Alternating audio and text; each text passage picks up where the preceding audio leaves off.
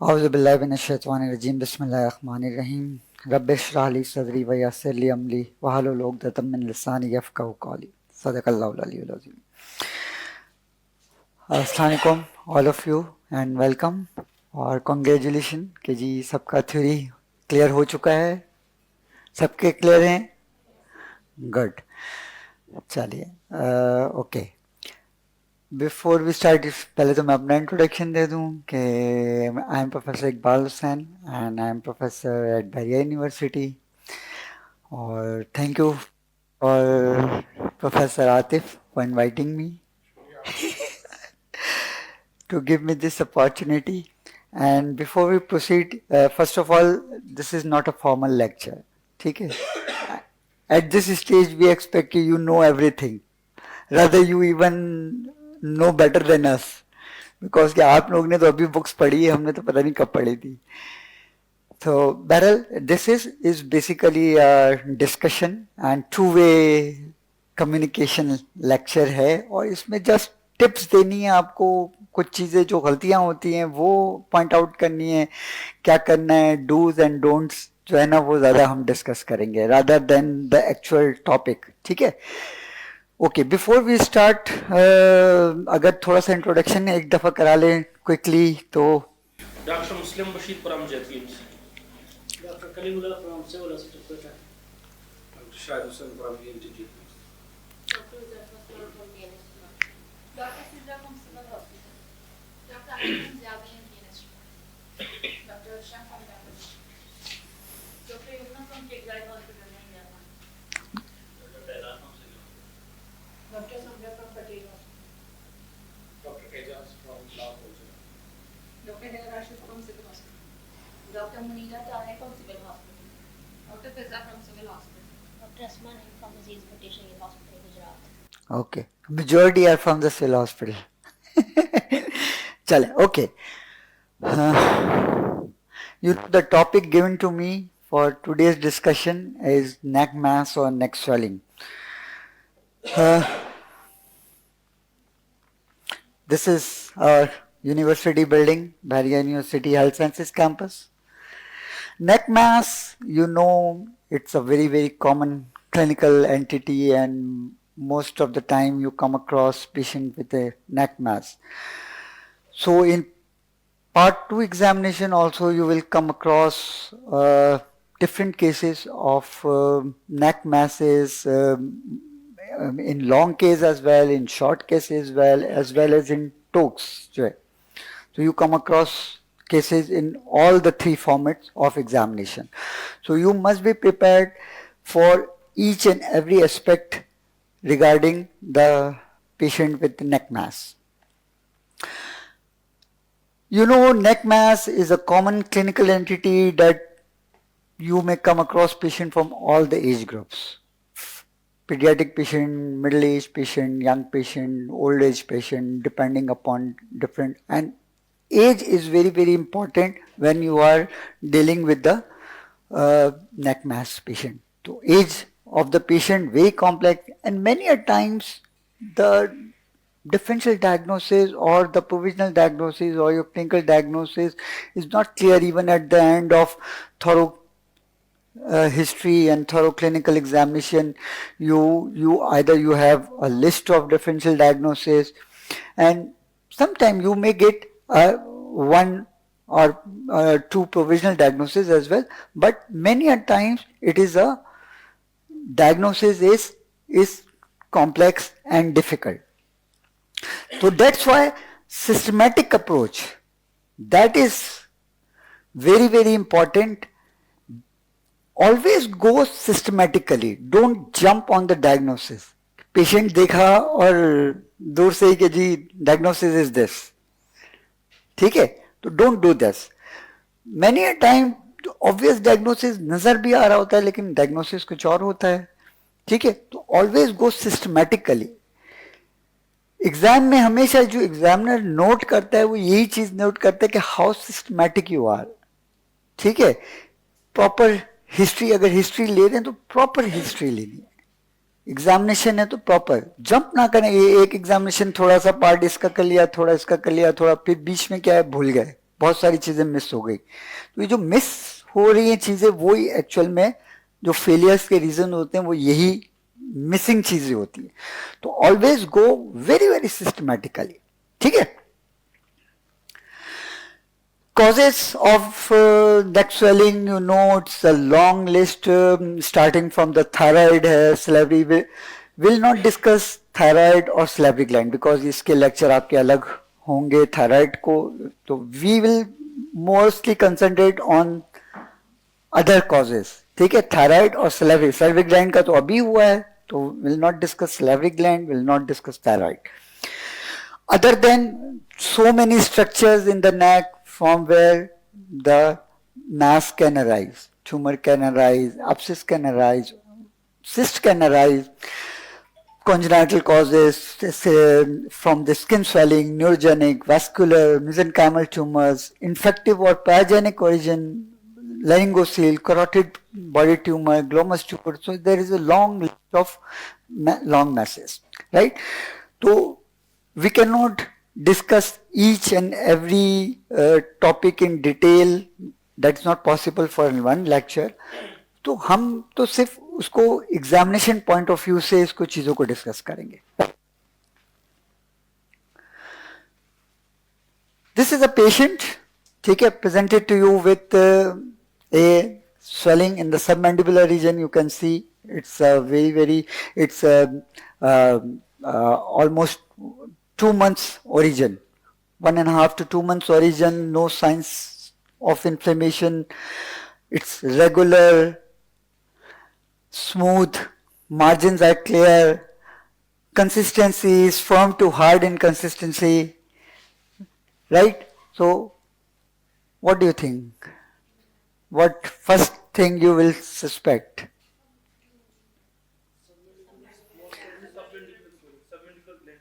Submandibular. Tumor of submandibular gland. Okay. Anyone else?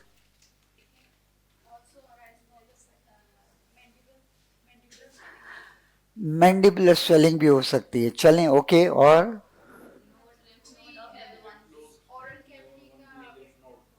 Lymph node, lymph adenopathy भी हो सकती है, चलें, ओके। और लुडविग्स एंजाइना, इतना साइट पे यूजुअली तो मिड लाइन में होता है, मिड लाइन इन्वॉल्व होती है, साइट पे भी जा सकता है, ओके, ठीक है। और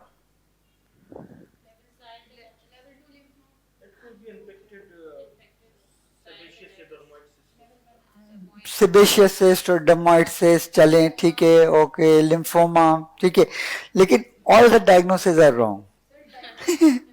this is the ultrasound of this patient. क्या है? एब्सिस है, इट्स जस्ट एन एब्सिस। तो दिखाने, ये केस दिखाने का मकसद ये कि don't jump on the diagnosis just by seeing the picture. बहुत सारी सिनेरियोज आपको ऐसे लगते हैं कि जी ये तो बस डेफिनेटली यही चीज है, ठीक है, लेकिन वो निकलती कुछ और है, होती कुछ और है। तो that's why you need a very very systematic approach. और ये सिर्फ नेक मास के लिए नहीं है, ये in each and every case, ठीक है, okay. Part 2 examination, you know, consists of long case, short case and talks. कल आपको का इस पे बड़ी डिटेल्स डिस्कशन हो चुकी है प्रोफेसर शुजा की, तो will not go into detail, just थोड़ा सा वो दे देते हैं कि format of long case. Long case क्या होता है? 1 hour ड्यूरेशन है, इसमें 30 मिनट्स हैं आपके पास for history taking and for examination, and rest of the 30 minutes is divided into 2 examiners, 15 minutes each for viva, ठीक है। अच्छा, इसके अंदर जो कॉमन मिस्टेक आप करते हैं ना, तो ये जो 30 मिनट्स हैं, this you have to utilise very intelligently. Most of the time हमने देखा है कि जो स्टूडेंट करते हैं ना मिस्टेक, कि हिस्ट्री टेकिंग में 20 मिनट लगा दिए, और फिर जब 20 मिनट के बाद देखते हैं अब तो 10 मिनट रह गए, अब एग्जामिनेशन इतना फास्ट, इतना कोई कि आधी चीजें की आधी भूल गए, प्रॉपरली रह जाती है। So always distribute your time, ठीक है, ये बहुत बहुत इंपॉर्टेंट है। हिस्ट्री टेकिंग की प्रैक्टिस आपकी बहुत होनी चाहिए, and it should not last more than 10 minutes, इसलिए कि एग्जामिनेशन इज मोर, एग्जामिनेशन के लिए ज्यादा टाइम होना चाहिए, ठीक है। तो always take history in first 10 minutes and then do examination for, ठीक है, आधा आधा भी ना करें। बहुत सारे होते हैं जी 15 मिनट हिस्ट्री लेंगे, 15 मिनट एग्जामिनेशन करेंगे, लेकिन एग्जामिनेशन में ज्यादा टाइम लगता है, हिस्ट्री टेकिंग में कम टाइम लगता है। तो ऑलवेज डिस्ट्रीब्यूट, आपकी प्रैक्टिस होनी चाहिए हिस्ट्री टेकिंग की ऐसी कि आप 10 मिनट के अंदर हिस्ट्री ले लें, ठीक है। तो that is very very important. फिर डिस्कशन है 30 मिनट्स का, जिसमें 15 मिनट ईच एग्जामिनर्स के पास होते हैं। सवाल एक एग्जामिनर पूछा होता है, मार्किंग दोनों कर रहे होते हैं, ठीक है। ये नहीं है कि जिसने सवाल पूछा है मार्किंग से वही कर रहा है, आपके जवाब पे वो भी मार्किंग करेगा, दूसरा भी मार्किंग करेगा, और एग्रीगेट के अंदर रिजल्ट जाता है, ठीक है। तो ये जो अक्सर कंफ्यूजन होता है या एक कंप्लेंट होती है कैंडिडेट्स की कि जी फला एग्जामिनर ने हमारे साथ जाती की, उसने बड़े मुश्किल सवाल पूछे, तो सिर्फ एक एग्जामिनर पे नहीं, अगर वो मुश्किल सवाल है तो वो दूसरा एग्जामिनर उसको जज कर रहा होता है, वो उसके हिसाब से फिर आपको नंबर दे रहा होता है, ठीक है। तो उसमें कोई कंफ्यूजन वाली या कोई घबराने वाली बात नहीं होती कि ये जी कैसे सवाल पूछ लिया, या ये एग्जामिनर बहुत सख्त है, ये बहुत लीलियंट एग्जामिनर है, तो इससे कोई इतना ज्यादा डिफरेंस पड़ता नहीं है, ठीक है। ओके, शॉर्ट केस का अभी थोड़ा सा आपको ये बता दें, फिर इसको शॉर्ट केस को हम वैसे तो डिस्कस करेंगे कि ड्यूरेशन यू हैव 10 मिनट्स की ड्यूरेशन, सॉरी जो है जो टोटल 10 मिनट्स होते हैं, जिसमें आपके पास एक बेल बजती है जो 3 to 4 मिनट्स से बजती है।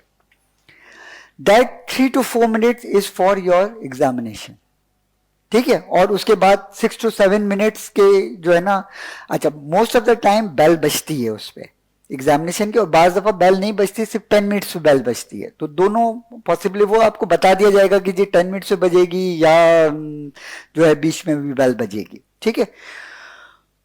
4 शॉर्ट केसेस होते हैं, एक ऑटोलॉजी, एक राइनोलॉजी, एक ओरल कैविटी और एक हेड एंड नेक, ठीक है।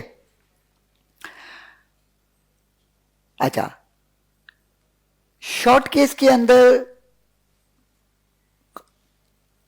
प्रेजेंटेशन, अभी थोड़ा सा हम लॉन्ग केस पे भी डिस्कस करेंगे इसकी प्रेजेंटेशन कैसे करनी है। प्रेजेंटेशन में जो शॉर्ट केस की प्रेजेंटेशन है ना, it should be very brief.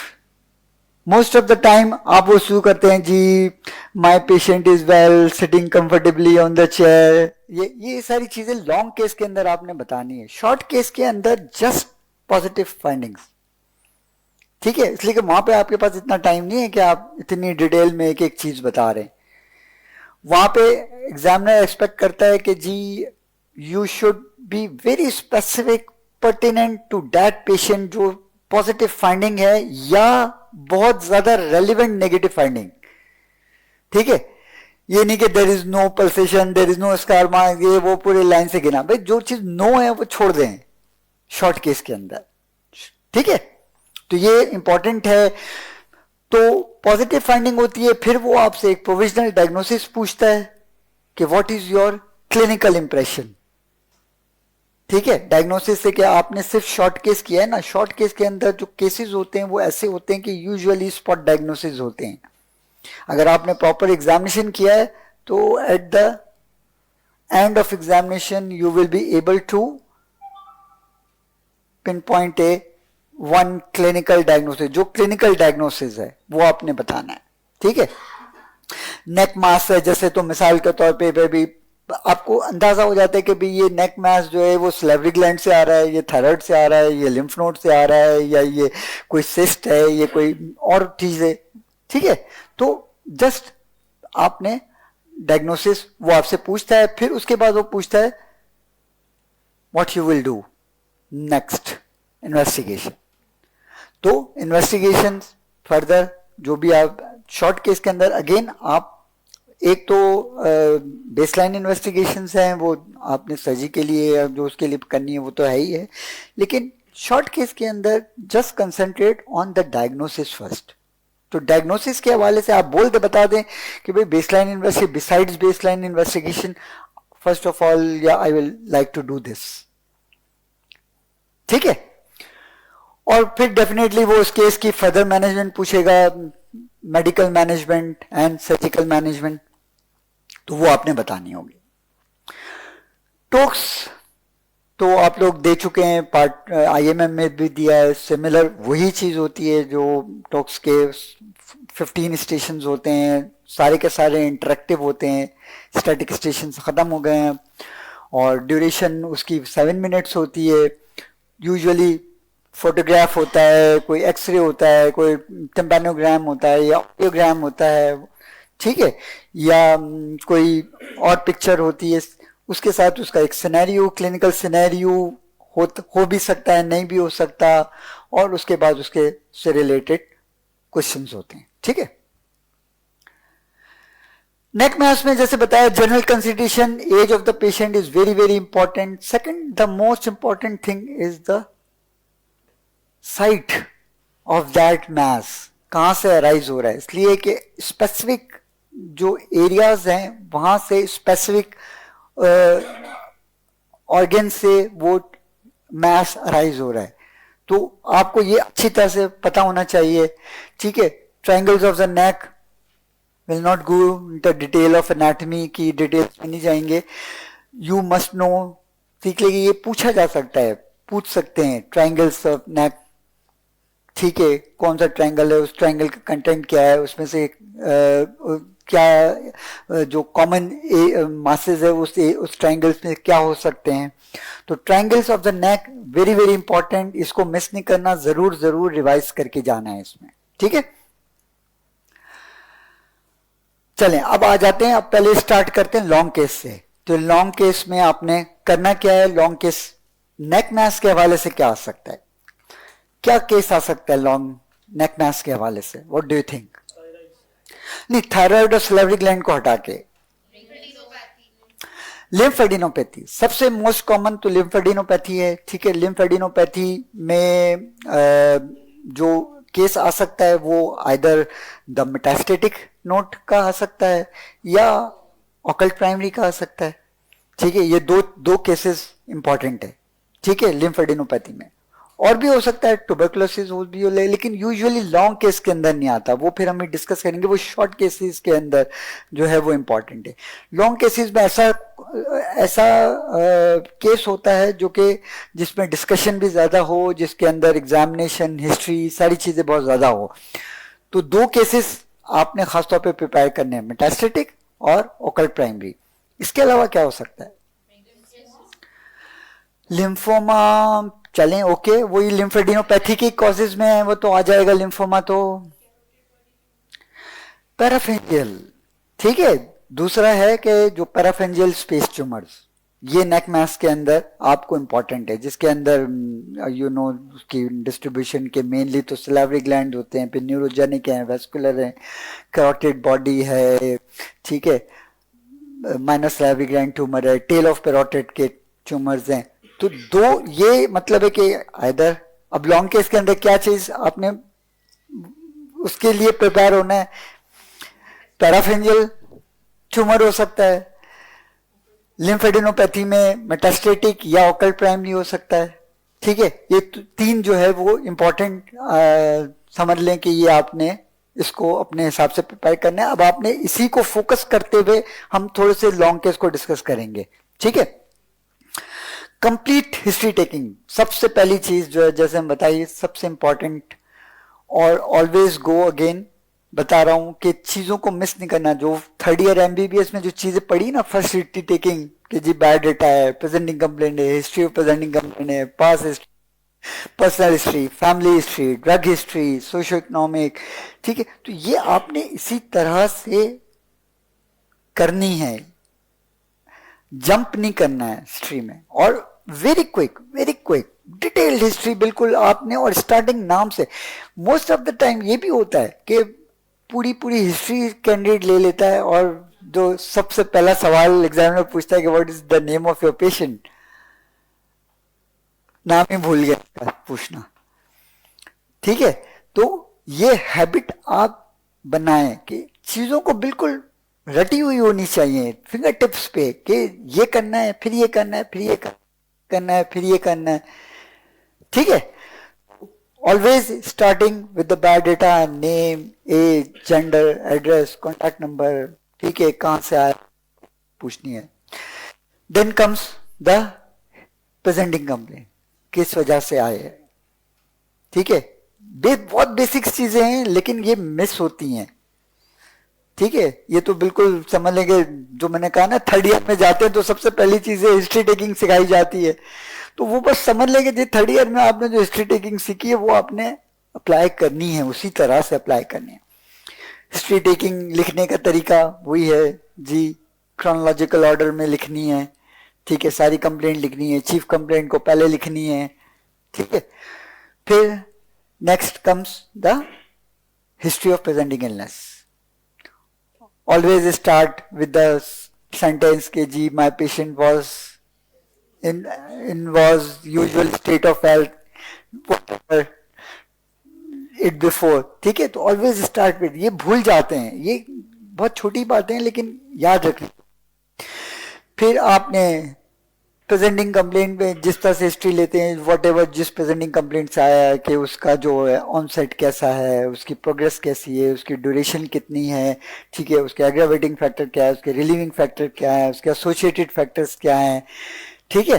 फिर उसकी कुछ चीजें होती है नेचर के हिसाब से, जैसे पेन है तो नेचर ऑफ पेन कैसा है, रेडिएशन है या नहीं है, पल्सेटाइल है या नहीं है, ठीक है। तो ये सारी चीजें, अगर डिस्चार्ज है तो डिस्चार्ज में भाई उसका करेक्टर कैसा है, कलर कैसा है, स्मेल है या नहीं है, स्टेन है या नहीं है, तो ये सारी चीजें आपने उसमें, और बिल्कुल ऐसा है कि नींद में भी कोई जगह के अगर आप बोले ना कि यार डिस्चार्ज की हिस्ट्री ले ले, तो आपको कि मुझे डिस्चार्ज में ये सवाल ये पूछना है कि टाइम, आपने टाइम मैनेजमेंट सबसे इंपॉर्टेंट होती है, ठीक है।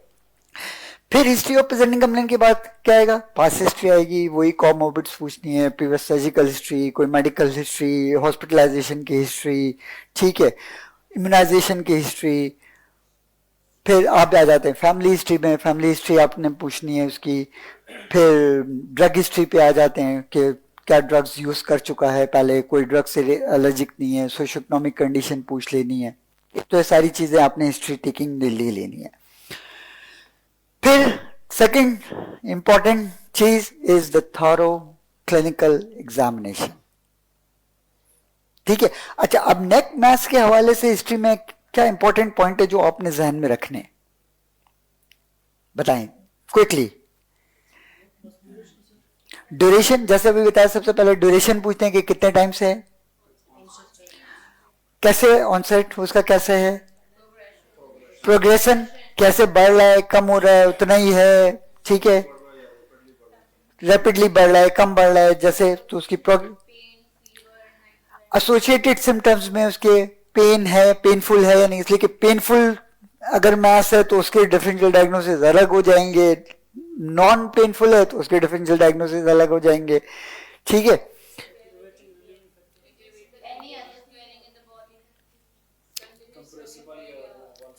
ये सब, अच्छा, ये सारे तो आपने पूछते पूछे। अब स्पेसिफिकली मैथ्स के हवाले से क्या इंपॉर्टेंट पॉइंट हैं जो हिस्ट्री में आपने पूछने हैं। फीवर की हिस्ट्री तो चलें, वो एसोसिएटेड फैक्टर के साथ वो फीवर तो आपने पूछना ही पूछना है। और मैथ्स के हवाले से क्या पूछना है, कंप्रेसिव सिम्टम्स हैं या नहीं है इसके, ठीक है। और अदर सिमिलर स्वेलिंग कहीं और तो नहीं है। लिम्फ नोड्स के हवाले से खास तौर पे वेरी वेरी इंपॉर्टेंट, इसलिए कि जैसे वो आपने कहा लिम्फोमा का पेशेंट, तो लिम्फोमा में सबसे पहले तो आपने ये देखना है कि वो बाकी जगह पे कहीं तो और नहीं है, ठीक है। तो ये इंपॉर्टेंट चीज है मैथ्स के हवाले से।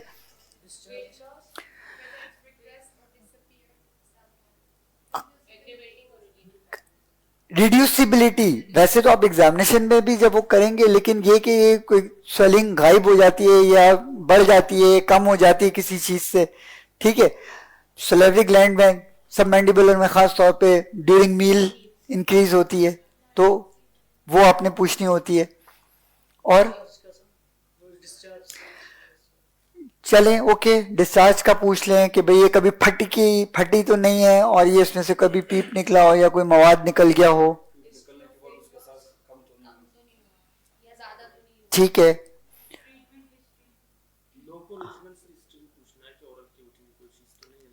यस, खास तौर पे जब हमने कहा ना कि लॉन्ग केस में आपको पैराफेंजियल ट्यूमर, तो पैराफेंजियल का इफेक्ट सिर्फ नेक में नहीं आ रहा, अंदर भी जो जा रहा है ना, अंदर के हवाले से डिस्फेजिया की हिस्ट्री है या नहीं है, अंदर थ्रोट पेन है या नहीं है, ठीक है।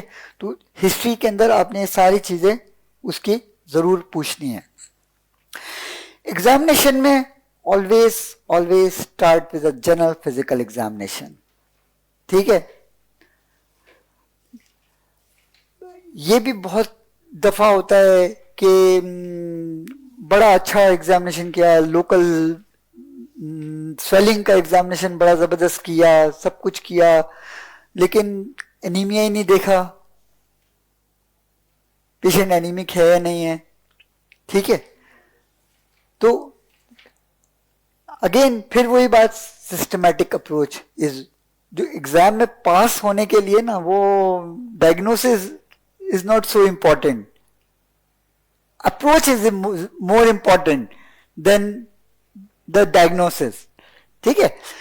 तो always start with the general physical examination. जो जनरल फिजिकल एग्जामिनेशन है तो पेशेंट की अपीयरेंस देखते हैं कि कैसा है, भाई पेशेंट पेन में है, रिलैक्स बैठा हुआ है, कैसा है, ठीक है।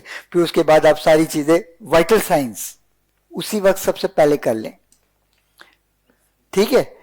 Vital sign very important. Infective कोई पैथोलॉजी होती है बाज दफा और पेशेंट कैंडिडेट ने टेम्परेचर ही चेक नहीं किया उसका, ठीक है, या ब्लड प्रेशर चेक नहीं किया, भूल गया, पल्स चेक नहीं की, तो सिस्टमैटिक जाएं, वाइटल साइंस करें।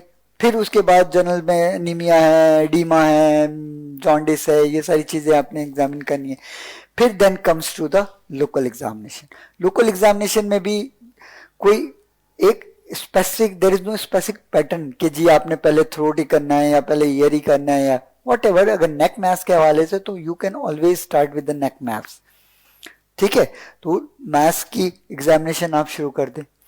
अगेन एग्जामिनेशन जब आप कर रहे हैं तो स्वेलिंग का एग्जामिनेशन अच्छी तरह से पढ़ना है, एक एक पॉइंट, एक एक जो चीजें उसके अंदर सारी आपको पता होनी चाहिए, ठीक है। Site number, size, shape, margin, surface, फिर overlying skin, pigmentation, scar mark, sinus, opening, discharge, फिर मूवमेंट और डिग्लिटेशन और टंग प्रोट्रूजन। अगर मिड लाइन स्वेलिंग है तो patient is asked to cough है, पल्सेटाइल स्वेलिंग है या नहीं है, ठीक है। तो सारे पॉइंट्स आपने नोट करने, ठीक है। फिर इंस्पेक्शन के बाद then comes the palpation. Again इसके अंदर भी फिर आपने जंप नहीं करनी है चीजों को, हमेशा बार बार यही बात बोल रहा हूं, चीजें मिस ना करें। एक सीक्वेंस आपने बनाया हुआ होगा तो आपको याद रहेगा वो, ठीक है।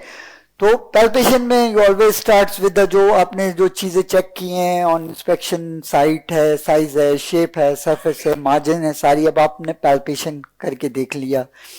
Tenderness, temperature, consistency, fluctuation, reducibility, compressibility, mobility of the swelling, mobility of the overlying skin, transillumination, कोई चीज भूली नहीं है इसमें, ठीक है।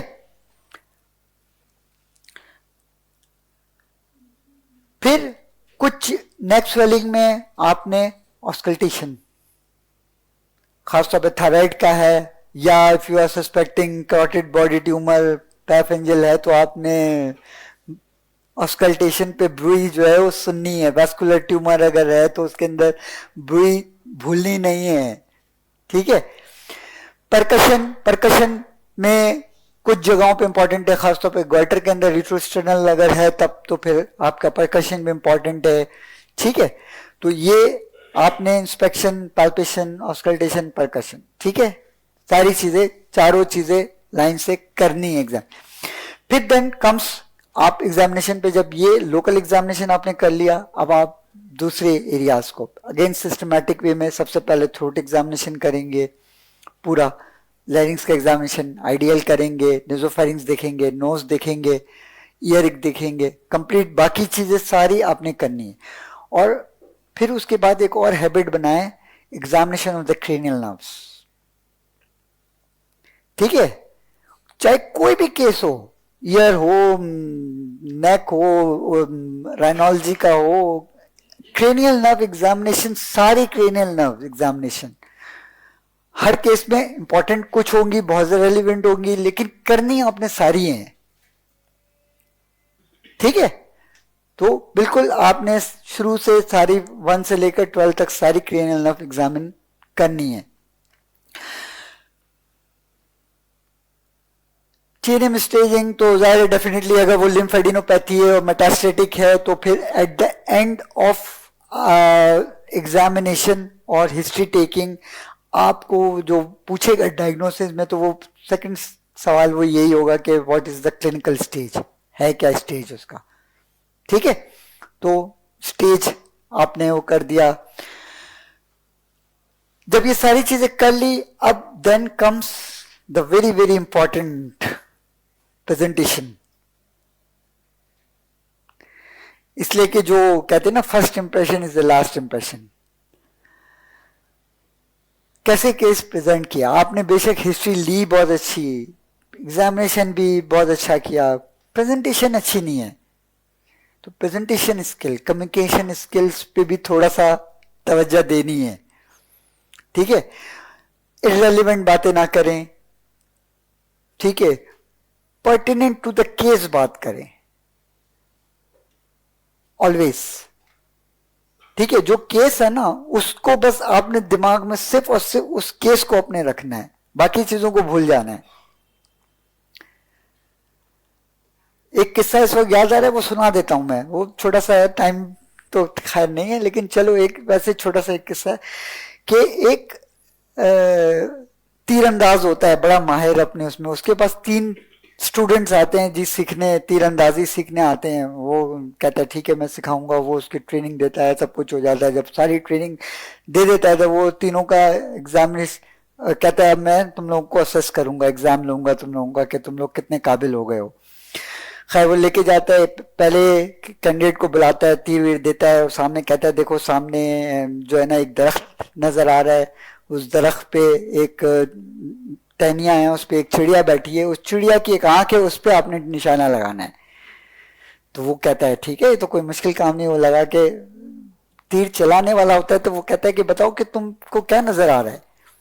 वो यही कहता है जी सामने दरख्त है, उसपे ब्रांचेस हैं, उसपे एक बर्ड बैठी हुई है, उसकी आंख है, उस पे मुझे निशाना लगाना है। कहता है तुम फेल। दूसरे को बुलाता है, यही प्रोसीजर करता है, वो भी यही जवाब देता है, कहता है तुम भी फेल। वो समझ नहीं आती कि भाई क्या अभी तो कुछ यही नहीं, हमें फेल। फिर तीसरे को बुलाता है, कहता है जी कहाँ निशाना है, क्या नजर आ रहा है। कहता है मुझे एक बर्ड की आंख नजर आ रही है। कहता है तुम पास। मकसद ये कि टारगेट, जब टारगेट आपका एक हो ना तो फिर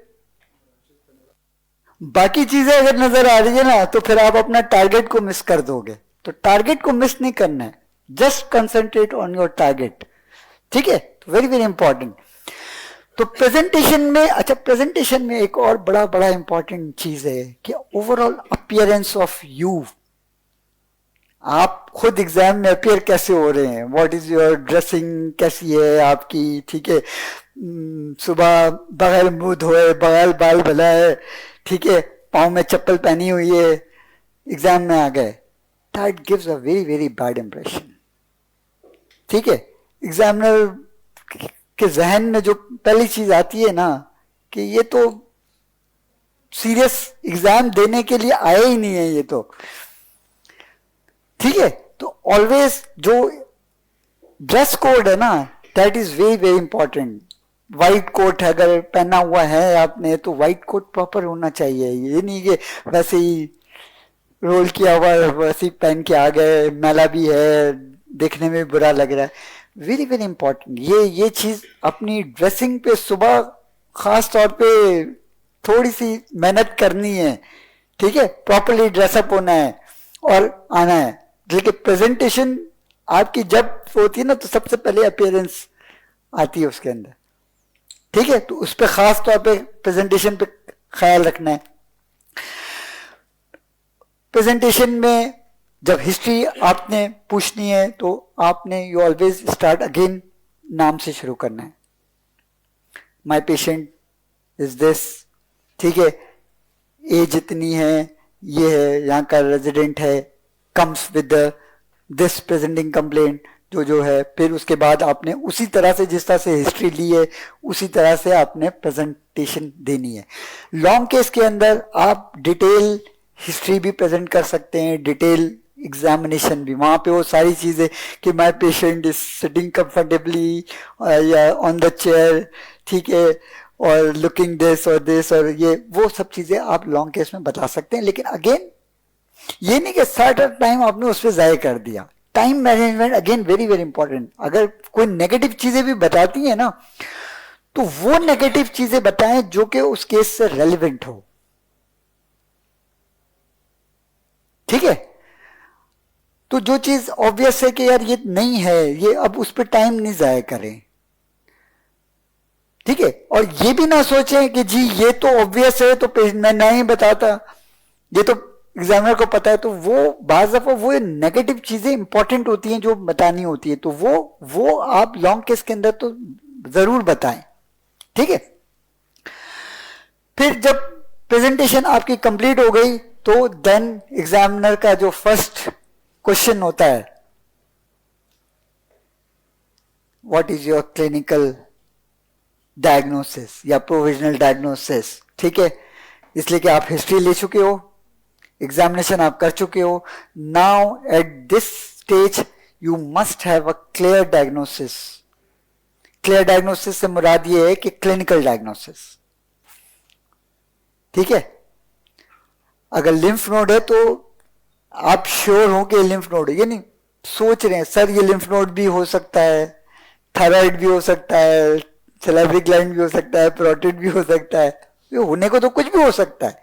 लेकिन अब आप पूरा कर चुके हो ना, अब आपने उसको एक डेफिनेट क्लिनिकल डायग्नोसिस बताना है।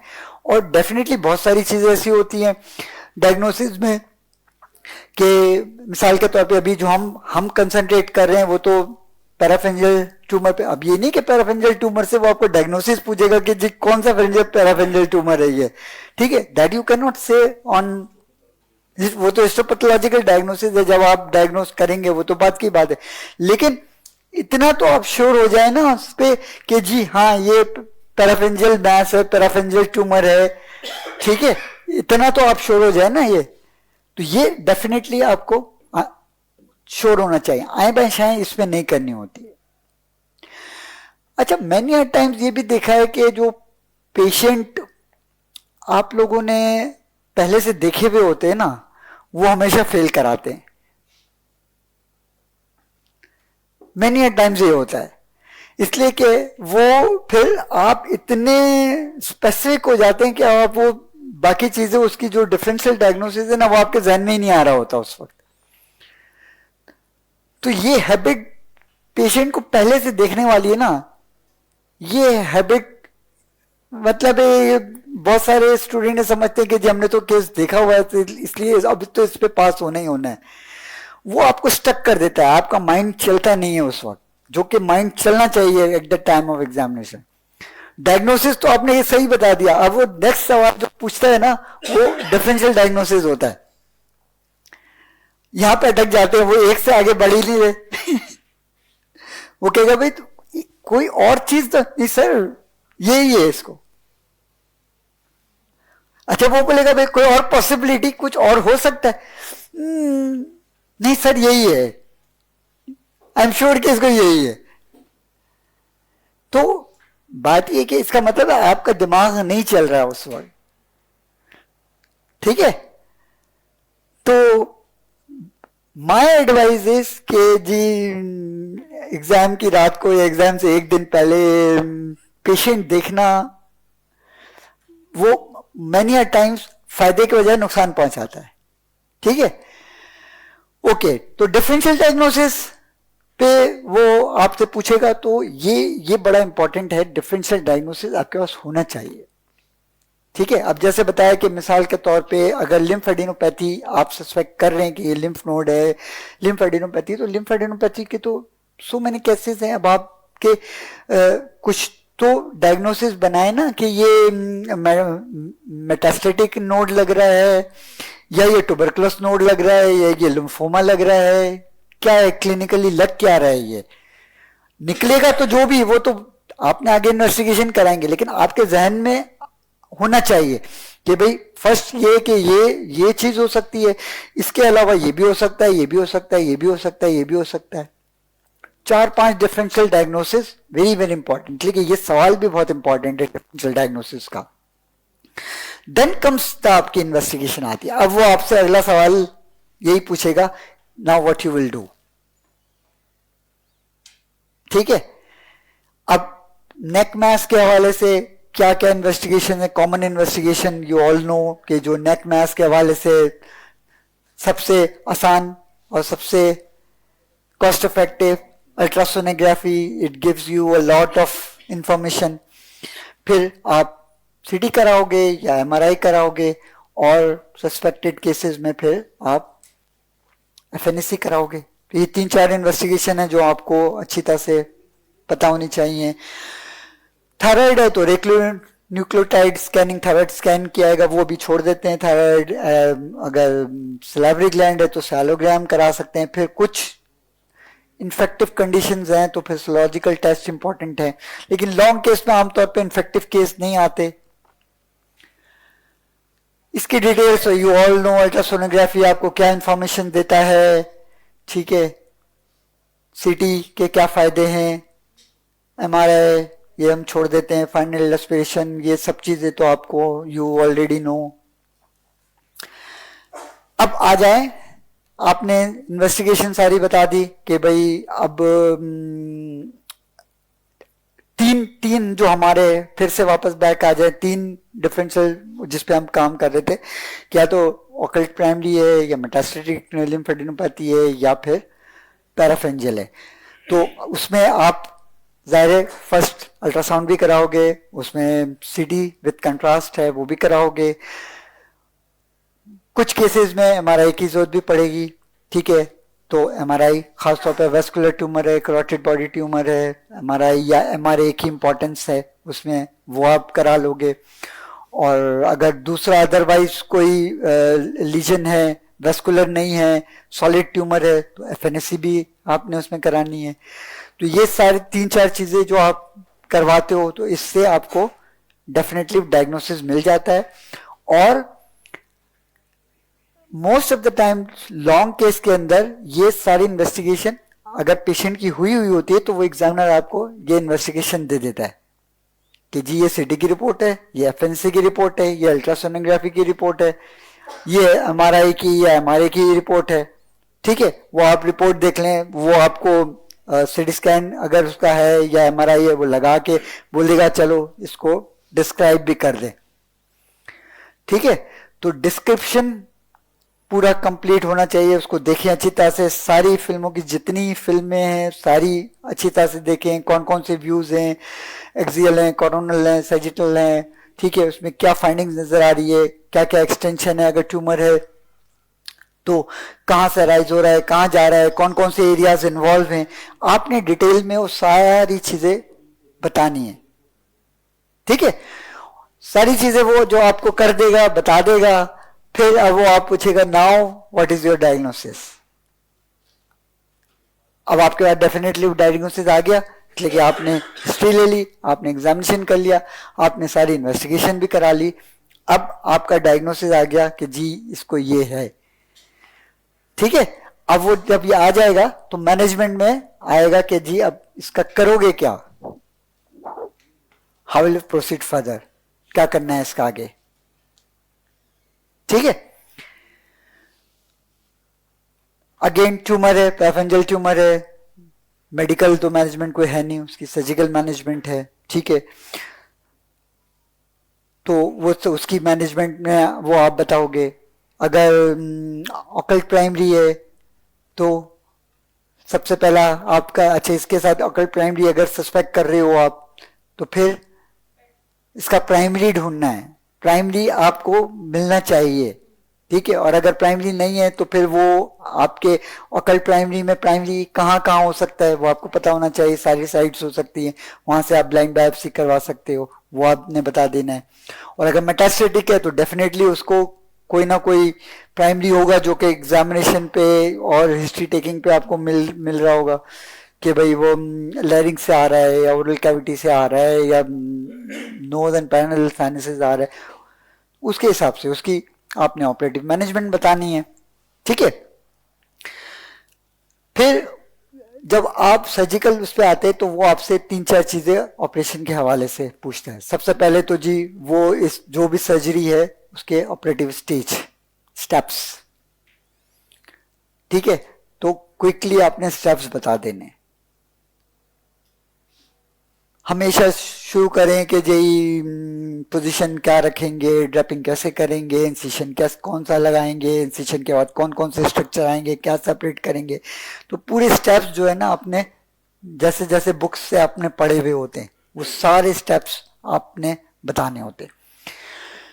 फिर उसके बाद डेफिनेटली वो पोस्ट ऑपरेटिव केयर है, उसकी कॉम्प्लिकेशंस है और उस कॉम्प्लिकेशन की मैनेजमेंट है, वो उसके हवाले से आपसे पूछेगा, ठीक है। तो अब अगेन पैराफेरिंजियल है, पैराफेरिंजियल ट्यूमर है तो जाहिर है पैराफेरिंजियल में इसमें आप क्या करोगे, एक्सिशन करना है उस ट्यूमर का। मोस्टली तो जाहिर है आपके जो होते हैं बिनाइन ट्यूमर्स होते हैं, कुछ वैस्कुलर ट्यूमर्स भी होते हैं, न्यूरोजेनिक ट्यूमर्स भी अगर हैं तो सर्जिकल ट्रीटमेंट क्या है, एक्सिशन है।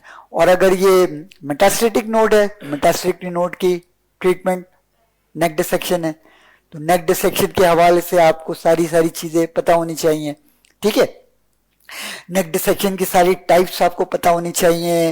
नेक डिसेक्शन पे आपने अगेन वो जो स्टेप्स पूछेगा तो स्टेप्स में फिर आपने स्टेप्स बताने, ठीक है। कौन सा इंसिशन देंगे, चलें स्टेप्स बता दें जरा। मेनली तो हम लोग इस पे कंसंट्रेट करें, नेक डिसेक्शन आप रेडिकल नेक डिसेक्शन कर रहे हैं या मॉडिफाइड रेडिकल नेक डिसेक्शन कर रहे हैं, वॉट एवर, स्टेप्स बता दें। पोजीशन स्पाइन होगी सर, उसके बाद सर उसकी नेक एक्सटेंडेड होगा, एक साइड पे सर्जरी करनी है, मार्किंग करेंगे सर, उसकी लोकल लगाएंगे सर, ट्रैप करेंगे, इसके बाद इंसिजन देंगे सर। हाँ इंसिजन बताएं ना कौन सा देंगे, शॉबिंगर्स है, मॉडिफाइड शॉबिंगर है, ठीक है। जो सबसे कॉमनली यूज होता है वो तो आपका हाँ एप इंसिजन या मॉडिफाइड शॉबिंगर जो है यूज होता है सबसे कॉमनली। वो आपसे हो सकता है वो ये भी पूछ ले कि जी डिफरेंट इंसिजन्स के फायदे क्या हैं, ठीक है। शॉबिंगर के क्या फायदे हैं, प्रिंट के क्या फायदे हैं, मैकफी के जो है क्या फायदे हैं, ठीक है। वो पूछ लेगा इंसिजन देने के बाद। फ्लैप रेस किया, सप्लाइटिस्मल फ्लैप जो है वो आपने रेस करना है,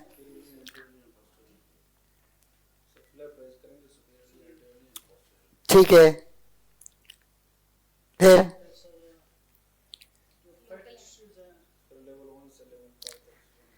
क्लियरेंस करेंगे। यूजुअली हम स्टार्ट करते हैं लेवल 1 से शुरू करते हैं, वहां से स्टार्ट करते हैं क्लियरेंस शुरू करना, ठीक है। फिर सर जो सराउंडिंग इंपॉर्टेंट स्ट्रक्चर्स हैं उनको बचाना होता है। हम ये कंसंट्रेट करें ना कि रेडिकल या मॉडिफाइड रेडिकल हम कर रहे हैं तो आपने और कुछ भी तो निकालना है ना, 1 to 5 तो आपने निकाल दिया।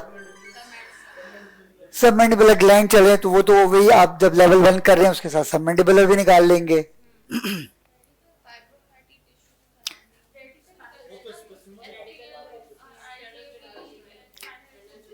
वो कैसे निकालेंगे उसके जैसे स्टेप्स बता दें।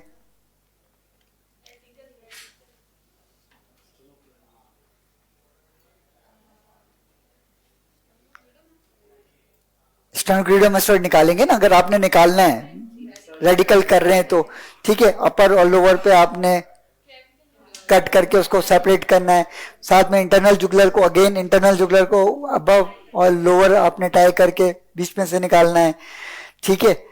एक्सेसरी नर्व अगर निकालनी है वो आपने करनी है, ठीक है। वैसे out of curiosity, how do you take out the spinal accessory nerve? तो नजर आ रही है सामने आप, पूरी नेक तो खुली हुई है, हाँ, स्टेनोक्लीडोमास्टोइड के साथ आप काट करके निकाल देते हैं इसको। और मेनी टाइम्स जो है ना वो हमारे यहाँ इतनी जो एक्सटेंसिव N3 केसेस तो होते नहीं हैं, हम तो यूजुअली N1 N2 केसेस ही करते हैं, लेकिन जो एडवांस सेंटर है वहाँ N3 पे भी सर्जरी कर रहे होते हैं लोग, ठीक है। तो वो फिर डेफिनेटली वो सारी चीजें बड़ी क्लियरली निकालते हैं, ठीक है। तो neck dissection is very very important. फिर नेक डिसेक्शन की पोस्ट ऑपरेटिव केयर आपको अच्छी तरह से आनी चाहिए, कैसे प्रेयर करेंगे। फिर आपको कॉम्प्लिकेशंस नेक डिसेक्शन की बताएं। सर सबसे पहले wrong incision during surgery, damage to and excessive nerves damage हो सकता है, हेमाटोमा बन सकता है, सिरोमा फॉर्मेशन एंड मीडिया पर इंटरनल करोटिड आर्टरी इंजरी हो सकती है, सिंपैथेटिक चेन की इंजरी हो सकती है, सर इंटरनल जुगुलर वेन की इंजरी, वेगस नर्व की इंजरी जो है सर वो होती है। सर इसके अलावा पोस्ट ऑप स्कार जो है वो आपकी लॉर्ड फॉर्मेशन और हाइपरट्रॉफिक स्कार ये सारी प्रॉब्लम हो सकती है। काइल लीक हो सकता है अगर सिग्नल की इंजरी हो गई है तो। और सर और कोई ऐड करेगा इसमें? मैं बता दिया है, नर्व की इंजरी चले, मार्जिनल मैंडिबुलर की बता दी। एनेस्थीसिया से शुरू कर सकते हैं क्या एनेस्थेटिक कॉम्प्लिकेशन? कर सकते हैं, लेकिन डेफिनेटली हम वी आर मोर स्पेसिफिक, हम अपनी फील्ड के तहत एनेस्थेटिक कॉम्प्लिकेशन तो एनेस्थीसिया वालों ने डील करनी है। नाम ले लें बेशक, besides anaesthetic complication this complication भी लगा, तो बिसाइड्स करके वर्ड यूज कर लिया तो इसका मतलब आपको पता है कि जो एनेस्थेटिक कॉम्प्लिकेशन भी हो सकती है, वो भी आपने डिस्कस नहीं करनी है। हाँ हाँ, चलिए जैसे भी डिवाइड कर लें, ठीक है। बहुत सारे लोग ऑपरेटिव, पोस्ट ऑपरेटिव, कोई इमीडिएट पोस्ट ऑपरेटिव, कोई डिलेड पोस्ट ऑपरेटिव, बहुत सारे तरीके हो सकते हैं कॉम्प्लिकेशन डिस्क्राइब करने के। और क्या कॉम्प्लिकेशन रह गई हैं? काइल लीक बता दिया इन्होंने।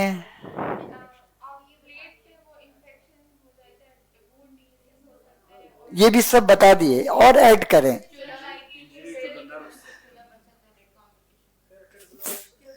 कैरोटिड ब्लो आउट सबसे सीरियस कॉम्प्लिकेशन होती है, हो सकती है। दूसरा एक फ्लैप नेक्रोसिस जो कॉमन है, ठीक है। इसमें आप जो ट्रायंगल खास तौर पे बन रहा है जहां पे, ठीक है, शॉबिंगर में जो है वो आपका फ्लैप नेक्रोसिस जो एजेस होते हैं उसके अंदर आपने क्या करना होता है, एक्यूट एंगल अवॉइड करना होता है, ठीक है।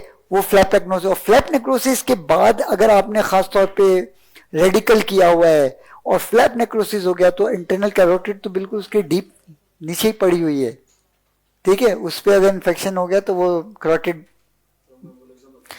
थ्रोम्बोएम्बोलिज्म हो सकता है, बिल्कुल हो सकता है। एयर एम्बोलिज्म हो सकता है, इसलिए कि इंटरनल जुगुलर को आपने ओपन किया हुआ है तो एयर एम्बोलिज्म हो सकता है, ठीक है। तो ये सारी कॉम्प्लिकेशन, फिर वो जाहिर है डेफिनेटली अगर कोई कॉम्प्लिकेशन पे आया वो उस कॉम्प्लिकेशंस की मैनेजमेंट पे फर्दर वो पूछ सकता है, ठीक है।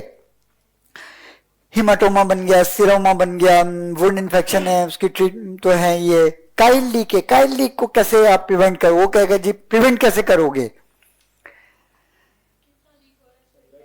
नहीं, पहले तो ऑपरेटिवली प्रिवेंट कैसे करोगे कि काइल लीक हो ना, आप क्या? तो ये डिसाइड करना है कि ये काइल लीक जो ना आपने नहीं नहीं नहीं पर आप आइडेंटिफाई किया पोस्ट ऑप, नहीं नहीं, अभी आइडेंटिफिकेशन की अभी हुआ नहीं है, अभी तो हम प्रिवेंशन की बात करेंगे। हाउ कैन यू प्रिवेंट या अवॉइड काइल लीक?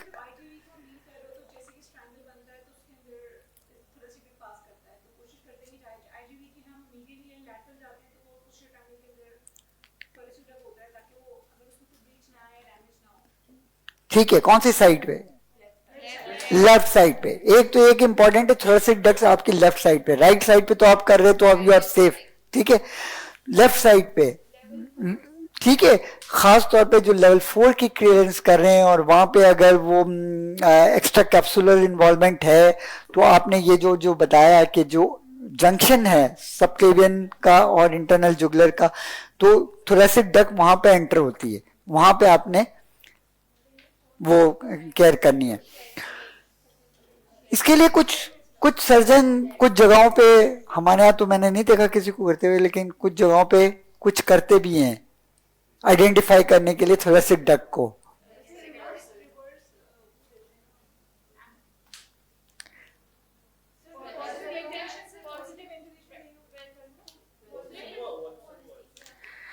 वेल्सेल्वा और ये तो सब कर ही सकते हैं, डाई इंजेक्ट कर देते हैं, abdominal intra abdominal die inject. तो वो जब ड्यूरिंग सर्जरी अगर वो फ्लोरेसेंट डाई आपको नजर आती है तो that can demarcate the thoracic duct.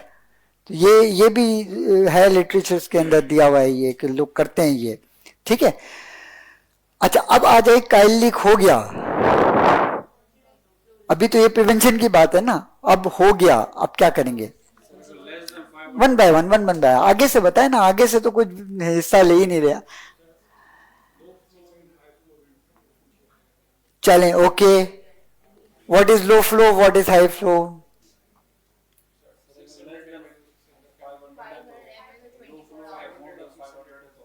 ठीक है, क्या मैनेजमेंट करेंगे बताएं अब, कैसे डायग्नोज करेंगे काइल है? अपीयरेंस ऑफ द ड्रेन कैसा होता है? वाइट, मिल्की वाइट जो है अपीयरेंस अगर है तो, और उसको टेस्ट करने के लिए क्या चीज चेक करते हैं? ट्राइग्लिसराइड लेवल्स चेक करते हैं, ट्राइग्लिसराइड रेस, triglyceride level confirms your chyle leak, ठीक है। अच्छा, अब इसके अंदर लो फ्लो है या हाई फ्लो है, मैनेजमेंट में क्या करेंगे? सबसे पहले तो मेडिकल है, कंजर्वेटिव ट्रीटमेंट है जिसके अंदर लो फैट डाइट है,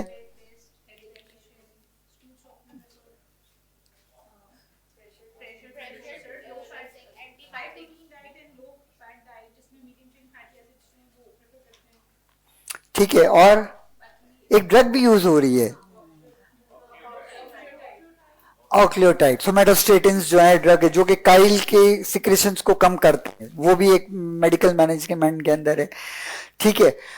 अब कब इंटरवेंशन करेंगे सर्जिकल?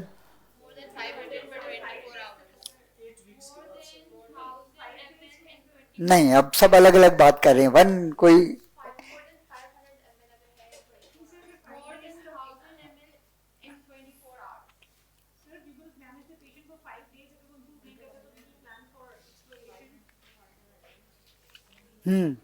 कब करेंगे एक्सप्लोरेशन, कितने 5 डेज और कितने ml पे? यस, मोर देन 1000, ठीक है। अगर लेस देन 1000 है तो वो मेडिकल मैनेजमेंट से यूजुअली हो जाता है, लेकिन उसको कितना मैक्सिमम इंतजार करेंगे?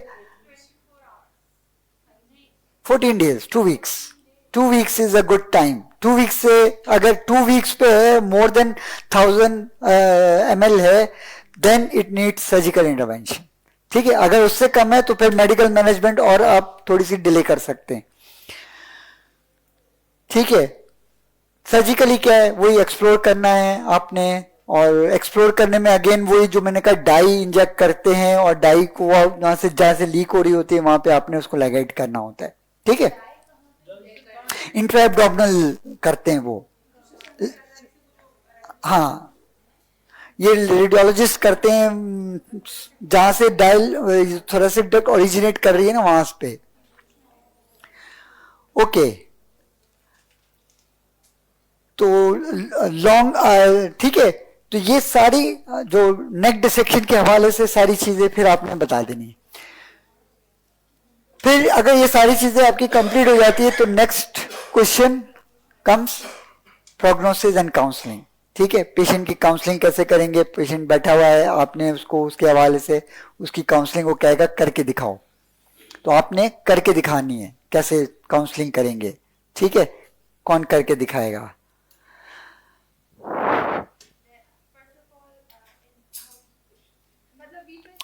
कोई एक केस ले लें, पैराफेरिंजियल ट्यूमर है, ठीक है, आप डायग्नोस कर चुकी हैं और अब आपको उसको सर्जरी के लिए प्लान करना है, तो आप उसको कैसे काउंसल करेंगे, उसका प्रोग्नोसिस कैसे बताएंगे?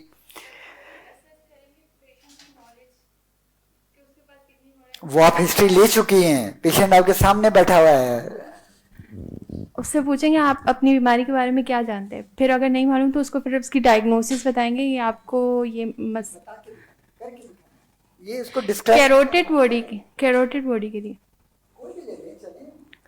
आवाज बंद, हाँ अच्छा शुरू आपको पता है कि आपको क्या बीमारी है, आप जानते हैं, आप अपनी बीमारी के बारे में कुछ जान, अच्छा, आपके जो हमने टेस्ट कराए थे उससे हमें मालूम हुआ है कि आपको एक खून के गुच्छों का एक रसोली है जो गले में बन गई है, और उसके लिए आपकी सर्जरी करनी पड़ेगी।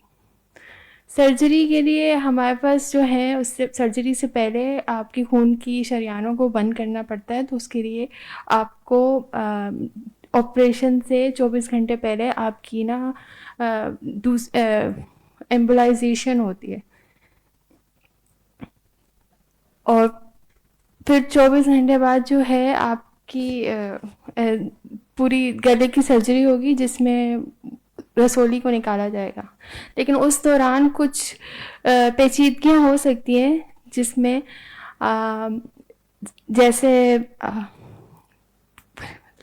कुछ वो उनको बताना ज़रूरी है ताकि बंद हो गई ना, पेचीदगियाँ हो सके जिसमें कुछ नसों की, कितना घबरा रही हैं बोलते हुए। अब आप ये बजाय सबसे आसान लगता है कि जी काउंसलिंग में कौन सा ऐसा मसला है, काउंसलिंग तो ये ऐसे नाम सुन के आगे बढ़ जाते हैं कि जी काउंसलिंग, लेकिन वहां पे जब करने को कहते हैं पेशेंट बैठा हुआ है तब आपको प्रॉब्लम होती है। तो जब तक इसकी भी प्रैक्टिस नहीं करेंगे ना, ये बड़ी इंपॉर्टेंट है। अब कोई और करके दिखा दे सबसे एंड में, चलें, यही पेशेंट है, यही है, इसकी काउंसिल करनी है, सामने पेशेंट बैठा हुआ है, आपने काउंसिल करना है, शॉर्टेस्ट वर्ड्स में कैसे काउंसिल करेंगे?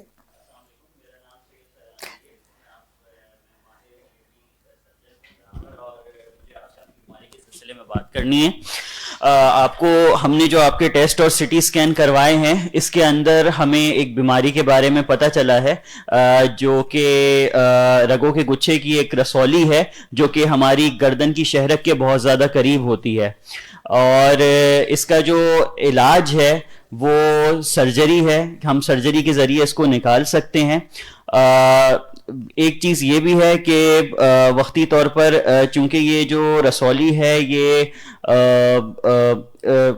चूंकि ये शहरक के बहुत ज़्यादा करीब होती है, तो बेहतर तरीका इसको यही है इलाज का कि इसको निकाला जाए, और इसके निकालने के अंदर कुछ पेचीदगियां हैं जो हो सकती हैं, जिनमें कुछ नसें हैं, जैसे ज़बान को तरसील करने वाली नस, ज़बान के पट्टों को तरसील करने वाली नस, या सबसे बड़ी चीज़ शहरक का फटना जिससे बहुत ज़्यादा ब्लीडिंग हो सकती है। ये सारी चीज़ें शामिल हैं, लेकिन हम कोशिश करेंगे कि इसको किसी सूरत बचाया जा सके। ठीक है, एक तो घबराना नहीं है, आपने वही चीज़ें, लेकिन आपने थोड़ी सी प्रैक्टिस अगर पहले से कर लेना तो इतना मुश्किल नहीं होगा। ठीक है, फिर वो सबसे एंड के अंदर आपसे आ जाता है रिसेंट एडवांसेस। एनीवन, कोई रिसेंट एडवांस नेक मास्क के हवाले से?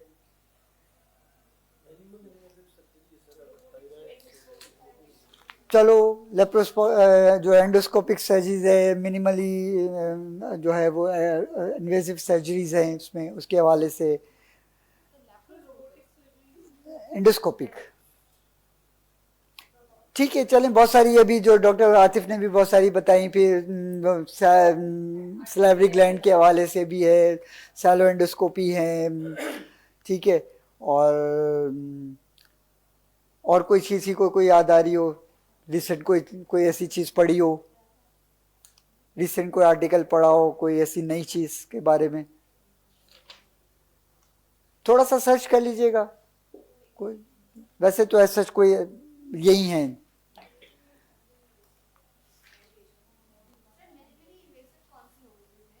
मिनिमल इन्वेसिव जो होती है ना एंडोस्कोपिक, हाँ वही मिनिमल इन्वेसिव होती है ना, वो थायराइड में भी यूज हो रही है, प्रोटेट में भी यूज हो रही है, नेक में भी यूज हो रही है, इवन जो पैराफेंजल ट्यूमर्स है उसमें यूज हो रही हैं। कॉजेज ऑफ सर्वाइकल ये हम कर चुके हैं डिस्कस डिफरेंट, इसमें खास तौर पे जो है ये अब शॉर्ट केस के हवाले, लॉन्ग केस तो तक समझ लें कि अब हमारा कंप्लीट हो गया, ठीक है, रिसेंट एडवांसेस तक। तो इसमें अगर कोई चीज़ है तो फिर हम आगे चलें और शॉर्ट केस और फिर टॉक्स पे आ जाते हैं।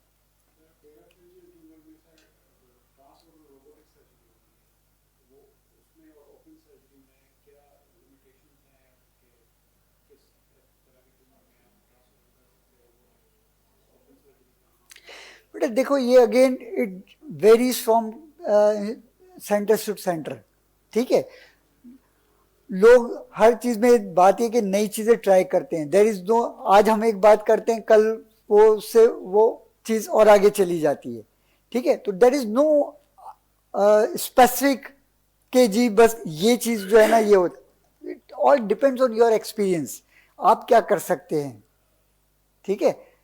तो जो रिसेंट एडवांसेस है उसके हवाले से वो आपसे सवाल पूछ सकता है, तो आप जनरल चीज बता दें कि डेफिनेटली जो अंदर ओरल कैविटी के थ्रू जाएंगे तो जो छोटे ट्यूमर्स हैं वो आप अप्रोच कर सकते हैं, ज़्यादा बड़े ट्यूमर्स को नहीं अप्रोच कर सकते, ठीक है। तो लिमिटेशन वही है, size of tumour is the main limitation, फिर उसके अटैचमेंट कहाँ है, कहाँ से राइज हो रहा है, टाइप ऑफ ट्यूमर क्या है, ठीक है। लॉन्ग केस के हवाले से कोई सवाल? चले अब आ जाते हैं हम आपके टोक्स और शॉर्ट, जो केसेस हैं अब जो टोक्स में आ सकते हैं या शॉर्ट केसेस में आ सकते हैं वो सिमिलर हो सकते हैं, ठीक है, वो किसी में भी आ सकते हैं जिसके अंदर अब सर्वाइकल लिम्फोडेनोपैथी में ट्यूबरकुलस लिम्फोडेनोपैथी है, ठीक है, लिम्फोमा का केस आ सकता है, मेटास्टेटिक हम कर चुके हैं, मेटास्टेटिक जो है वो आपका शॉर्ट केस में भी आ सकता है, ठीक है, कोई भी ट्यूमर के साथ नेक में है तो वो शॉर्ट केस में आ सकता है। ऑटो इम्यून तो आमतौर पे यूजुअली ईएनटी में डील नहीं होता इतना ज़्यादा। ट्यूबरकुलस लिम्फोडेनोपैथी शॉर्ट केस में आ जाता है, तो टिपिकल फीचर्स क्या होते हैं ट्यूबरकुलस लिम्फोडेनोपैथी के? Multiple nodes, matted lymph nodes, ठीक है, डिस्चार्जिंग साइनस,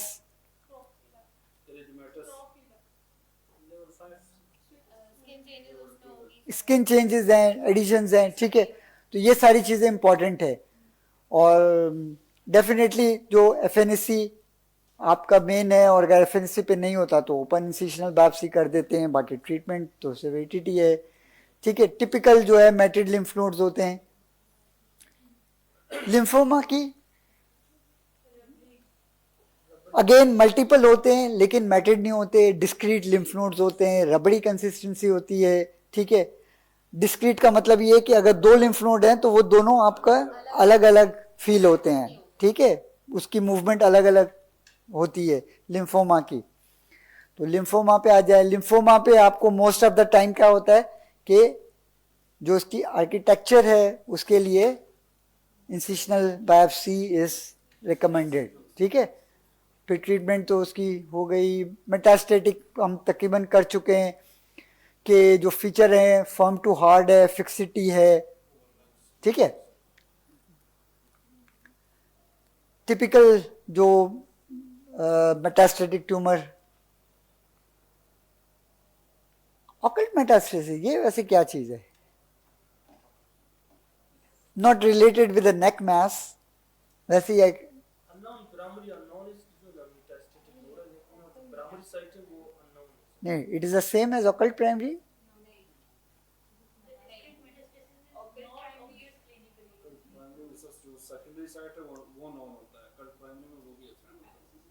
नहीं, ये ऑकल्ट मेटास्टेसिस क्या?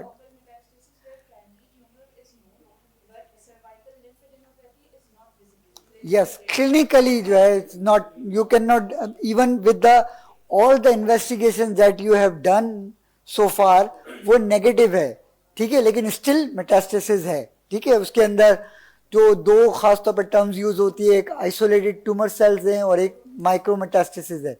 इसकी डेफिनेशन क्या है कि when 200 cells in a single cross section से कम है तो वो आइसोलेटेड ट्यूमर्स वो क्लस्टर कहलाता है, और ये माइक्रोमेटास्टेसिस में कि ये इसकी साइज 0.2 मिलीमीटर से कम होती है, लेकिन लेस देन 2 मैक्सिमम 2 मिलीमीटर से बड़ी नहीं होती है। अच्छा, ये टॉक्स के अंदर अक्सर ये पिक्चर आती है,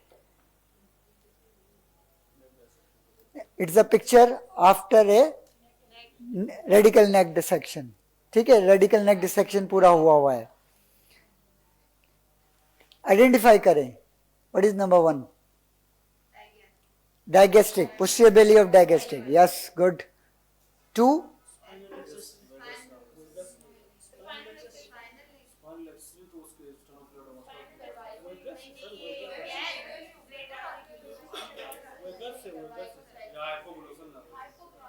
हाइपोग्लोसल तो ये इसके नीचे जा रही होती ना, डाइगेस्ट्रिक के साथ साथ हाइपोग्लोसल तो जा रही होती, ये तो नीचे जा रही है, सर्वाइकल में नीचे जा रही है।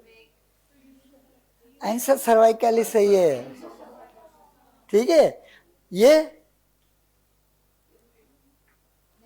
कैरोटिड शीथ के अंदर जा रही है ना, एक ही है, वेगस नर्व है, ठीक है, तो ये तो क्लियर है, vagus nerve.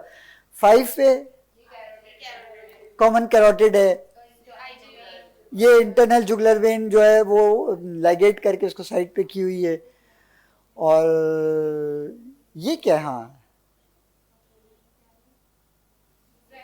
Phrenic nerve lateral से मीडियल जा रही है, ठीक है, एक ही है जो लेटरल से मीडियल जा रही है, तो फ्रेनिक नर्व। तो ये पिक्चर अक्सर होती है। फिर इसके हवाले से जो सवाल होते हैं वही नेक डिसेक्शन के जो हमने किए कि टाइप्स ऑफ नेक डिसेक्शन पूछ ली, कॉम्प्लिकेशंस ऑफ नेक डिसेक्शन पूछ ली, वो सब चीज़ें टॉक्स में आपके पूछी जा सकती है। क्या है ये पिक्चर जो है वो आपकी टॉक्स में भी आ सकती है, या ये ऐसे ही पेशेंट, सिमिलर पेशेंट आपके शॉर्ट केस में भी आ सकता है। नेक मैस है, एक इंसिशन स्कार मार्क भी है इसके अंदर, प्लस पूरे का पूरा टॉन्सिल पुश है। क्या होगा? पैराफेंजियल, ठीक है। अभी जो हमने पूरा डिस्कस किया तो उसकी टिपिकल पिक्चर पैराफेंजियल स्पेस की है, ये उसी पेशेंट का ये सीटी स्कैन ये आपका आ सकता है, उसके अंदर टॉक्स के अंदर आ सकता है। चलो करो डिस्क्राइब, इसको कौन करेगा? करें, देख लें पहले अच्छी तरह से, फिर करें, करीब जाके देख लें, करीब जाके देख लें। टाइम तो हो गया आपका, 1 बज रहा है, जल्दी जल्दी बस करते हैं।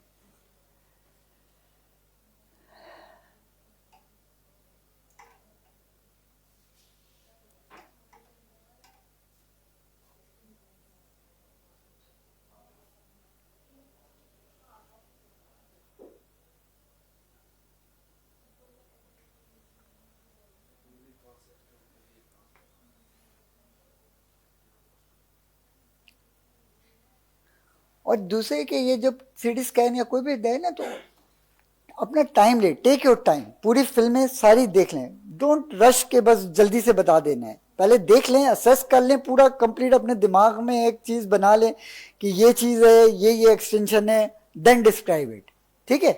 अब ये देख रही है तो ओके, देख लें पहले अच्छी तरह से सारे। हाँ,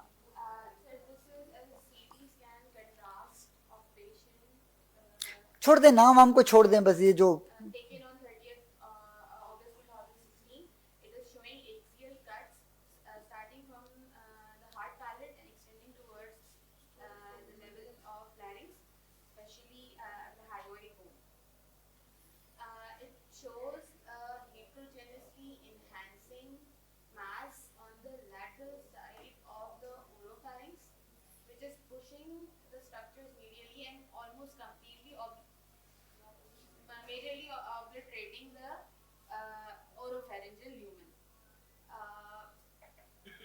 There is enhanced contrast enhancement inside the mass itself. It has pushed some major vessels laterally on the lateral side, and it has pushed the carotids and IGV. Okay, good.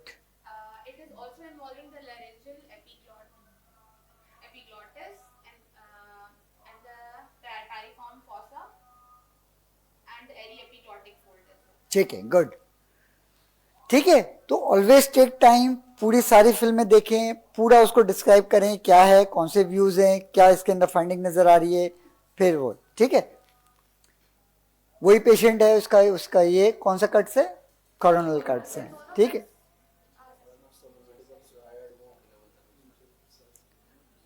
Sagittal cuts हैं उसी patient के. Sir वो तीनों हमें provide करेंगे जो भी case होगा उसके, तीनों कट्स हमें एक्सप्लेन करने. बिल्कुल, तीनों भी हो सकते हैं, डिपेंड करता है. बाज जो है, जो कुछ पेशेंट होते हैं जो पैसे बचाने के लिए सिर्फ एक्सेल कट्स कर जी फिल्म में दे देते हैं, तो वो अवेलेबल नहीं होंगे. जो अवेलेबल होता है वो आपको दे देंगे. एक्सेल भी बाज दफा सिर्फ एक्सेल कट्स जो है आपको अवेलेबल होते हैं, बाकी कट्स अवेलेबल नहीं होते. ठीक है, क्या है, एब्सेस है, साइंस ऑफ इन्फ्लेमेशन है, प्लस पूरे का पूरा ये देखें. और अगेन पैराफेंजियल है, लेकिन with inflammatory abscess formation. Parapharyngeal abscess. ठीक है, ये केस आपके शॉर्ट केस में भी आ सकता है, ये टोक्स के अंदर भी आ सकता है, पैराफेंजियल एब्सेस का. नहीं, क्रिसमस होगा ना, वो तो क्रिसमस मतलब. अच्छा, ये क्रिसमस कह रही, हाँ नहीं है, देख लें, क्या कर सकते हैं. बिल्कुल, मुंह खोल के ये पूरा दिखा रहा है अच्छी तरह से. हाँ, और ये देखे ना कि पूरा का पूरा ल्यूमन तो बंद ही है तकरीबन.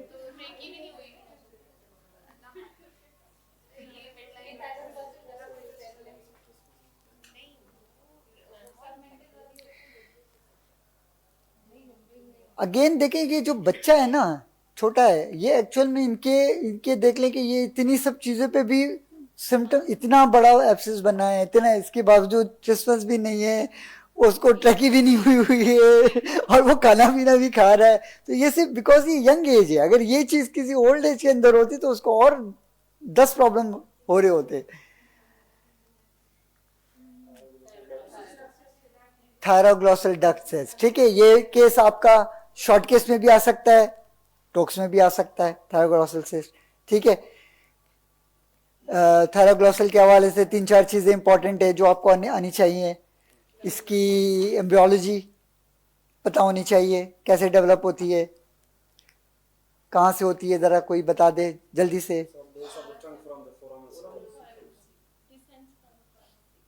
कौन से वो होते हैं स्ट्रक्चर्स जहाँ से एम्ब्रियोलॉजी के, थायराइड से सर वो नहीं, एम्ब्रियोलॉजिकल स्ट्रक्चर्स जो ट्यूबरकुलर इम्पार और हाइपोब्रैंकियल एमिनेंस के दरमियान से इन्वेजिनेशन होती है.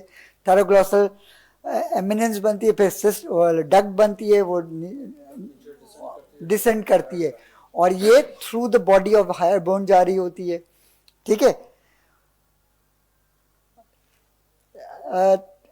थायरोग्लॉसल सिस्ट के हवाले से एक और चीज़ इंपॉर्टेंट है कि इन्वेस्टिगेशन में कोई चीज़ इंपॉर्टेंट, थायराइड स्कैन जो है ना, to rule out ectopic thyroid. ठीक है, अगर वो नीचे तक गया ही नहीं है, वहीं पे सिस्ट बन गई है और नीचे थायराइड एब्सेंट है, इस वजह से थायराइड स्कैन इज इम्पॉर्टेंट है ये इसकी इन्वेस्टिगेशन में. ट्रीटमेंट, सिस्ट ट्रंक ऑपरेशन क्या होता है, basically excision of cyst along with the duct plus central part of the body of eye and the till the base of core tissues जो है वो पूरा स्कल बेस टंग based है. ठीक है, ओके. सर अगर ये थायरोग्लॉसल डक्ट सिस्टम हमारे शॉर्ट केस में आ गया, इस केस में हम आइडियल करें नहीं करें? आइडियल करें, बिल्कुल करें, आइडियल करें.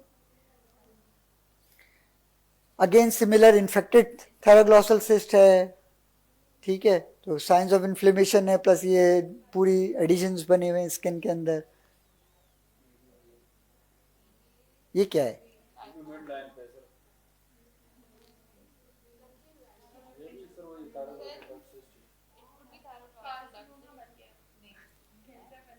कैंसर बन गया है, हाँ। एनी आइडिया क्या हो सकता है? मिड लाइन के अंदर जो स्ट्रक्चर्स हैं उसके इतने सारे वो हैं, थायरोग्लॉसल सिस्ट है, डर्मोइड है, एपिडर्मोइड है, ठीक है, लाइपोमा है, लाइपोमा तो कहीं भी हो सकता है, ठीक है, ओके ओके, ठीक है। एक्चुअल में क्या है ये बताऊं?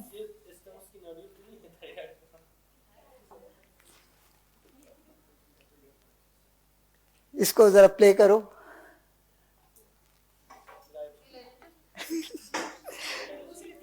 अभी अभी आपका जो सस्पेंस खत्म हो जाएगा। प्ले करो इसे।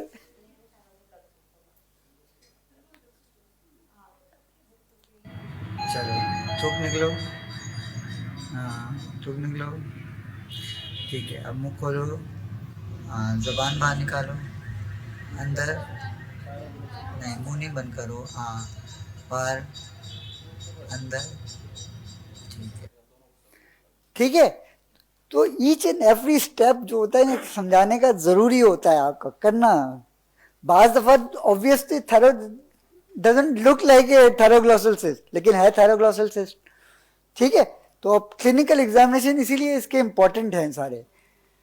ये उसी पेशेंट की सिस्ट है, सिटी स्कैन है, और ये पोस्ट ऑपरेटिव, ये हमने वर्टिकल इंसिशन से निकाला है। क्यों?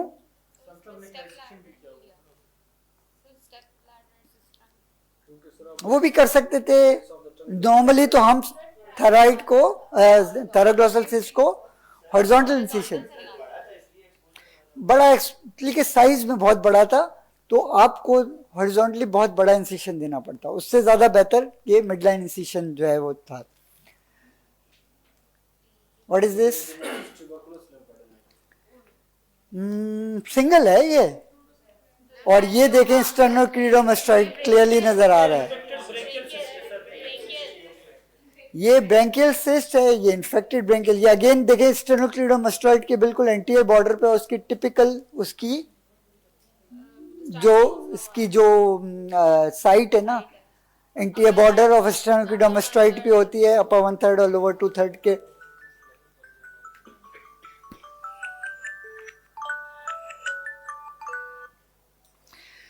ब्रैंकियल सिस्ट में अगेन फिर वो ब्रैंकियल सिस्ट के हवाले से सारे, अगर टोक्स है तो टोक्स के अंदर वो बहुत सारे एम्ब्रियोलॉजिकल पूछ सकते हैं कि जी डेवलप कैसे होती है, वो उसकी डेवलपमेंट आपको पूछ सकते हैं, इसकी ट्रीटमेंट आपसे पूछ सकते हैं, ठीक है। वो सारी चीजें आपको आनी चाहिए अच्छी तरह से।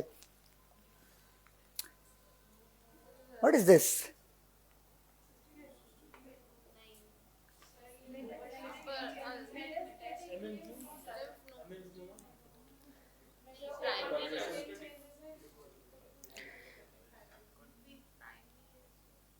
अच्छा, इसके अंदर एक स्कार मार्क भी नजर आ रहा है अभी थोड़ा सा।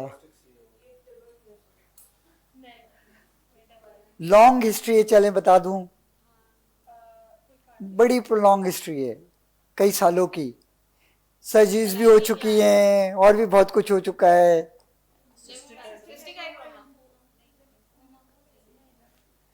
चलें अब, वैसे ये मैंने ऐसे ही इंटरेस्टिंग केस था तो दिखा रहा हूं मैं। दिस इज MRI है इसका, ठीक है। इसी पेशेंट का देखें कितनी एक्सटेंशन है, लेकिन ये है सारा सुपरफिशियल ही है पूरा, ठीक है। लिम्फ एंजियोमा इसकी डायग्नोसिस में, और दूसरा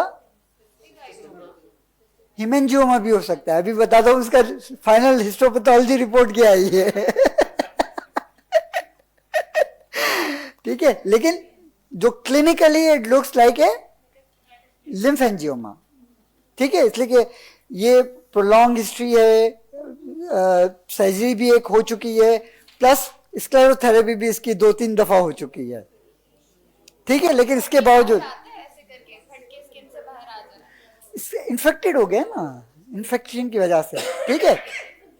ये पोस्ट ऑपरेटिव, ये देखें इसका पूरा निकल गया, ये इसका टोटल स्कार मार्क हो गया, and this is the final histopathology, ठीक है। इसकी वो एक है रिपोर्ट मिस है, लेकिन ये है, this is a spindle cell haemangioma, spindle cell haemangioma, ठीक है। ये पोस्ट ऑपरेटिव पेशेंट है, इसकी देखेंगे बड़ा नाइस स्कार आ गया, ठीक है।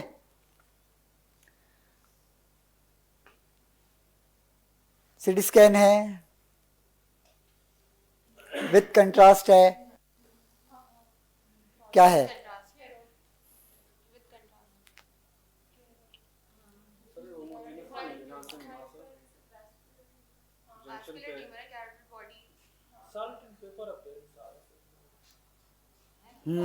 चलें, ओके।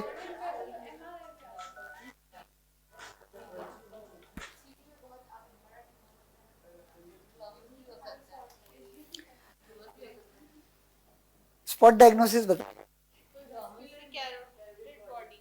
Carotid body, yes. ये देखे ना पूरी, ये जो वेसल के बिल्कुल साथ लगा हुआ है,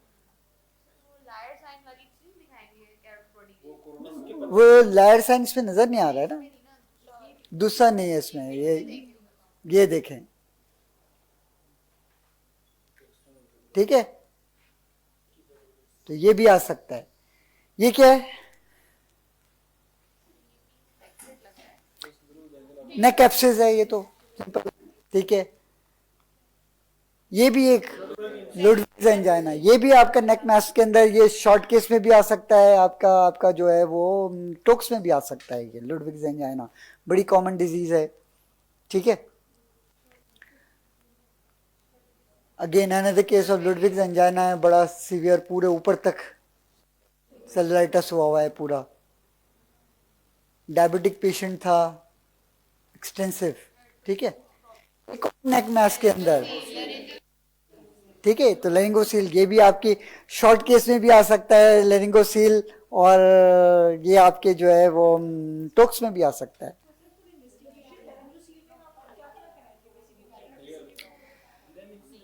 लेरिंगोसील में देखें, एक तो वेल्सलवा के साथ सीडी डायग्नोस्टिक है, ठीक है, और बाकी जो डायरेक्ट लेरिंगोस्कोपी है,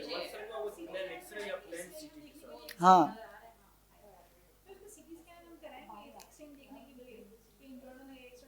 वही तो बता रहे हैं, सीटी स्कैन ही तो बता रहे हैं, बिल्कुल विथ वेल्सलवा कराएंगे ना, विथ वेल्सलवा, सीटी स्कैन विथ वेल्सलवा, ये इंपॉर्टेंट है, ठीक है। चलिए, okay, that's all, thank you. Any questions? तो नेक मास में ठीक है, नो क्वेश्चंस, नो क्वेश्चंस का मतलब बाउंसर या तो सब समझ आ जाए या कुछ भी समझ नहीं आया। No questions.